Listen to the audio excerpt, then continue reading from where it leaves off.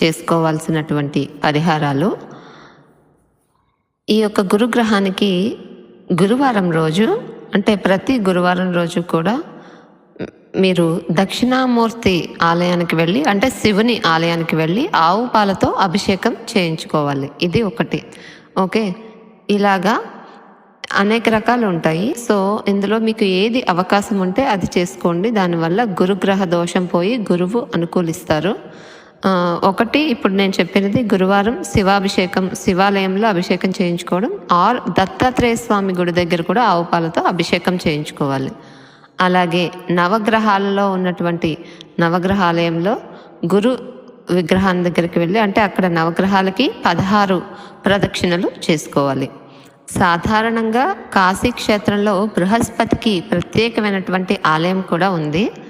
Okay, ఎవరైనా కాశీకి వెళ్ళినప్పుడు అక్కడ ఉంటుంది గురువు యొక్క ఆలయము. అక్కడ బృహస్పతి క్షేత్ర దర్శనం చేసుకొని అక్కడ కూడా అర్చన చేయించుకోవచ్చు.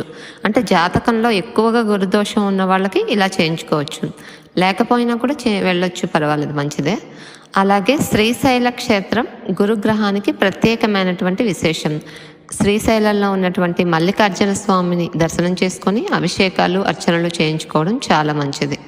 అలాగే పిఠాపురంలో ఉన్నటువంటి దత్తాత్రేయ స్వామి వారిని దర్శనం చేసుకొని అక్కడ కూడా అభిషేకం చేయించుకోవడం మంచిది. అలాగే నవగ్రహాలయంలో గురుగ్రహం దగ్గర 16 ఒత్తులతో ఆవు నేతితో దీపారాధన చేసుకుంటే కూడా గురుగ్రహ దోషము పోతుంది. గురు పౌర్ణమి ఎప్పుడైతే వస్తుందో అప్పుడు అన్నదానం చేసుకోవడం కూడా మంచిది. అదేవిధంగా గురుని సేవించడం అంటే గురువుల్ని సేవించడము, మీ సద్గురువులు ఎవరైతే ఉంటారో వాళ్ళని సేవించడం కూడా గురుగ్రహ దోష నివారణ జరుగుతుంది. సో గురు నవగ్రహ మంత్రం ఉంటుంది. ఓకేనా? సో గురుగ్రహ నవగ్రహ మంత్రాన్ని కొన్నిసార్లు 16 సార్లు ప్రతిరోజు చాంటింగ్ చేసుకోవడము, అలాగే ఒకవేళ ప్రతిరోజు కుదరకపోతే ప్రతి గురువారము చేసుకోవడం కూడా మంచిది. ప్రతి గురువారం నవగ్రహ కోవెల్లో నవగ్రహాల దగ్గర 16 ప్రదక్షిణలు చేసుకోవడం కూడా ఒక రెమెడీ అన్నమాట. సో ఈ విధంగా చేసుకోవచ్చు. ఒకసారి గురు నవగ్రహ మంత్రం చూద్దాము. అంటే ఒకటి ఓం భృం బృహస్పతయే నమః, ఇంకొకటి ఓం ఐం క్లీం బృహస్పతయే నమః, ఇంకొకటి ఓం హరాం హ్రీం హ్రం బృహస్పతయే నమః, ఇదొక మంత్రం.